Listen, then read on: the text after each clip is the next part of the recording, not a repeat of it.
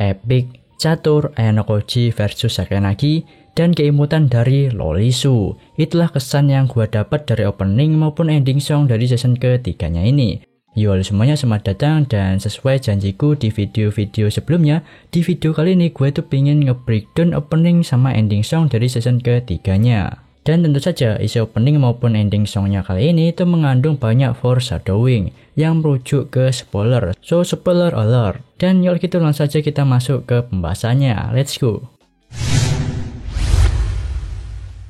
Disclaimer dulu, karena tema opening dan ending songnya dari yang gue lihat itu kebanyakan ngebahas tentang catur ya. Jadi kalau ada yang salah bisa kalian koreksi ya. Sebenarnya dulu gue pas SMP sempet ikut ekskul catur 1 semester sih. Cuman ya sekitar main aja tanpa mendalaminya. Jadi kalau ada beberapa penjelasanku yang kurang tepat bisa kalian koreksi, oke? Pertama kita mulai bedah dulu dari openingnya. Openingnya itu berjudul Minor Piece yang diisi oleh Zack ya. Nah, minor piece sendiri itu adalah salah satu istilah dalam permainan catur. Minor piece disebut sebagai perwira ringan, yaitu peluncur dan kuda. Setiap bidak dalam catur itu punya nilainya masing-masing, dan nilai dari peluncur dan kuda itu sama, yaitu 3. Opening dibuka dengan Ayano Koji yang menerbangkan pesawat kertas. Untuk di sini liriknya sih yang menarik ya. Yaitu kupu-kupu nggak bisa menjadi burung. Nah, ada perbedaan di antara kupu-kupu dan burung dalam bermigrasi. Nggak seperti burung, kupu-kupu itu hanya migrasi ke satu tujuan, ke daerah yang baru. Kupu-kupu itu mirip dengan Ayano. Setelah dia itu kabur dari White Room, hanya ada satu tempat tujuannya, yaitu sekolah elit Kudo Ikuse. Karena di sekolah elit ini ayahnya, yaitu si Atsuomi itu nggak bisa leluasa menyeretnya untuk kembali. Karena Ayano Koji di dalam sekolah tersebut dilindungi oleh ketua Sakanagi. Ya, di season ketiga ini akan mengadaptasi pertarungan antara kelas A melawan kelas C di akhir semester nanti. Diperlihatkan murid-murid penting berpengaruh di kedua kelas, yaitu kelas C ada Kushida, Sudo, Kei, Hirata, dan Horikita yang dipimpin oleh Ayano Koji. Lalu di kelas A itu ada Kamuro, Kito, Katsuragi, Hashimoto yang dipimpin oleh Sakanagi. Lalu ada Sogi yang dimainkan ketua Sakanagi itu jatuh ke arahnya. Ini mengarah ke kondisi di mana ketua Sakanagi itu akan dicabut jabatannya sementara dan akan ada direktur pengganti suruhan Atsuomi. Next, berikutnya ada beberapa karakter yang dinilai dengan kartu remi. Pertama, Katsuragi, yaitu Jack Keriting. Filosofi kartu Jack itu digambarkan sebagai Sir Lancelot, salah satu kesatria meja bundar legenda Arthur dari Inggris. Lancelot itu merupakan prajurit terbaik di masanya. Tingkatan Jack itu ada di bawah Queen ya, yang dimana Queen yang dimaksud di sini adalah Sakanagi. Kalau dipikir hubungan Katsuragi dan Sakanagi itu hampir mirip dengan hubungan Lancelot dan Raja Arthur. Walaupun mereka itu ada di satu kubu, tapi mereka itu saling menusuk gitu. Lalu Kushida sebagai Joker. Joker itu adalah simbol kekacauan, ketidakpastian, ataupun plot twist. Ya, Kushida ini masuk ke kategori orang yang abu-abu ya. Kadang dia itu bisa jadi rekan dan juga bisa jadi lawan, yang menghasilkan ketidakpastian. Berikutnya Yamauchi, aka Yamagot. Dia itu dinilai 3 skop ya, yang dimana itu adalah kartu kroco, yang nilainya kecil. Mirip dengan kehadirannya di kelas, yaitu nggak punya kelebihan dan ya beban lah ya. Ada Ichinose dengan wajik Queen. Kartu wajik itu perwujudan dari Resel. Resel itu menurut Alkitab Ibrani yang melambangkan cinta dan keseriusan. Lalu berikutnya itu ada karakter baru muncul ya. Ya, ini terhubung sama ketua Sakanagi yang tadi ya, yang diberhentikan sementara. Namanya ini adalah Sukishiro. Nantinya Sukishiro itu akan menggantikan ketua Sakanagi sebagai direktur sementara di sekolah elit Kudo Ikuse. Sukishiro itu merupakan suruhan dari Atsuomi untuk menyeret Ayano Koji kembali ke White Room. Sukishiro sebagai Jack Skop, kartunya itu adalah sosok Holger Danske, legendaris dari Denmark yang akan tumbuh jadi karakter heroik di saat perang.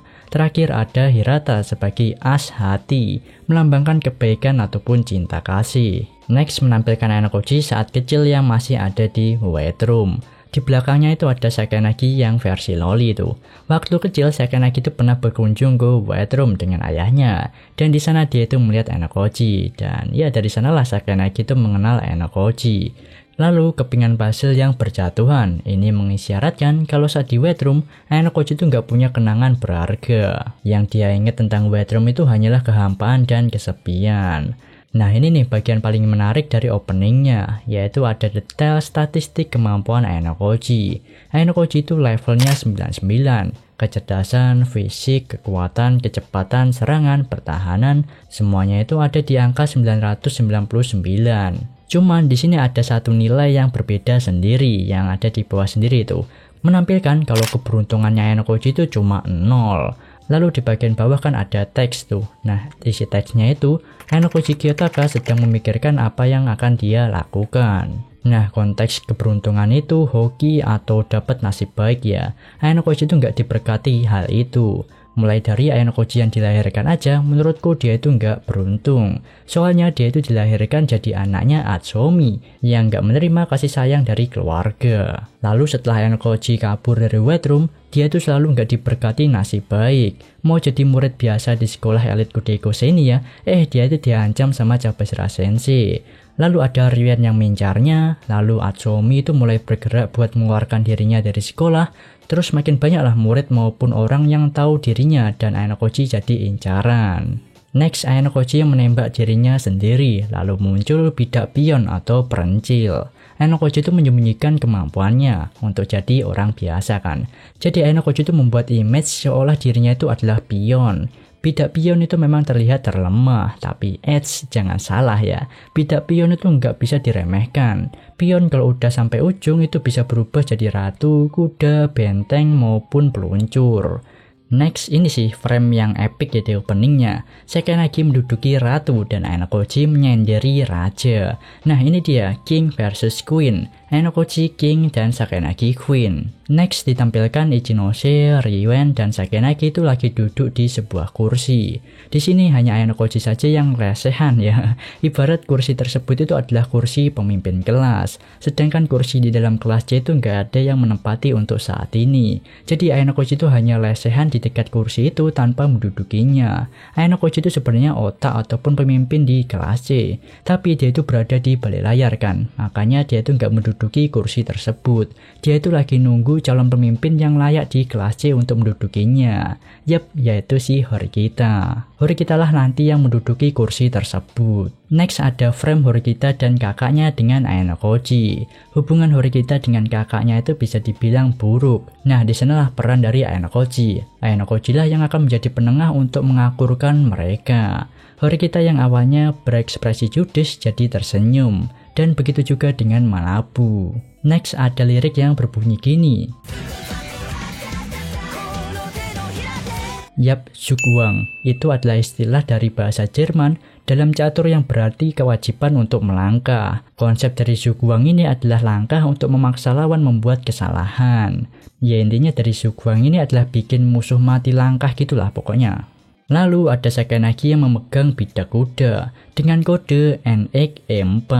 Ini bukan kode nuklir ya, melainkan adalah notasi aljabar dalam catur yang menjelaskan langkah dari permainan. Kita bedah satu-satu ya. Arti dari N itu adalah kenek atau kuda. X itu sama dengan memakan dan E4 itu adalah tujuan dari langkah kuda tersebut. Jadi kurang lebih arti dari NX4 itu adalah kuda yang memakan di kotak E4. Kalau dari yang gua baca-baca, langkah NX4 ini adalah blunder yang banyak orang lakukan dalam permainan catur ya. Lalu berikutnya Ayanokoji yang memegang peluncur dengan notasi BX D5. B itu adalah peluncur, sedangkan X itu adalah memakan, dan D5 itu adalah pemberhentiannya ya. Jadi BX D5 itu artinya adalah peluncur milik Ayanokoji memakan bidak lawan di D5. Ya dari yang gua baca arti BX D5 itu adalah salah satu langkah gerakan pembukaan tak terkalahkan dari peluncur. Yaitu tadi itu sedikit foreshadowing ya tentang jalannya pertandingan catur Ayanokoji melawan Sakanagi. Nah dalam duel catur mereka nantinya Ayanokoji itu mengambil bidak hitam dan Sakanagi itu bidak putih. Next langsung ke ending songnya aja ya. Kalau openingnya tadi itu lebih ke epic, Ayanokoji versus Sakanagi, vibes-nya gitu ya. Sedangkan ending songnya ini lebih ke menjelaskan tentang hubungan antara Ayanokoji dan Sakanagi itu sendiri. Jadi judul ending songnya itu adalah Konsei de Kakume yang dinyanyikan oleh Yui Ninomiya. Di ending songnya ini full ngeliatin Sakenagi versi loli ya, warak ngeliat Sakenagi versi loli. Ya di sini ada king dari bidak putih milik Sakenagi itu jatuh, dan kingnya Sakenagi itu dikepung oleh kingnya milik Ayano Koji. Ya for your information nih ya, kalau semua visual ending Sakenagi ini mengambil dari ilustrasi light novelnya ya. Bahkan ilustrasi volume zero-nya di sini juga dianimasikan. Ya sebenarnya untuk ending songnya ini nggak banyak yang dapat gua bedah sih. Tapi intinya sih dari ending songnya ini itu memperlihatkan kalau Sakenagi itu udah lama kenal ataupun tahu dengan Ayano Koji. Bahkan alasan si Sakenagi itu suka dengan catur itu adalah ulah Ayano Koji. Sakenagi itu ngeklaim kalau dirinya itu adalah jenius dari lahir. Dia itu akan mengalahkan jenius eksperimen seperti Ayano Koji. Maka dari itulah duel catur pun terlaksanakan. Duel pride antar dua jenius. Ya itu aja video gua kali ini. Dari segi opening, season ketiga ya ini opening paling menarik dan asik ketimbang 2 season sebelumnya menurutku ya. Foreshadowing-nya itu banyak banget, jadi banyaklah yang bisa dibahas. Dan di sini berbanding terbalik ya, kalau ending songnya itu kayak nggak kreatif, ilustrasi dari light novel itu cuma di zoom in doang, dijadiin di ending songnya ya. Cuman ya karena nampilin full keimutannya dari loli Sakenagi, jadi nggak masalah sih. Studionya tuh kayaknya peduh sih. Ya sekian aja video breakdown gua kali ini. Kalau ada tambahan komen aja di bawah dan sampai jumpa di next video. Bye bye. した僕の夏休みはやがて記憶回路のゲートでいくつかにちぎれて断続的な絵に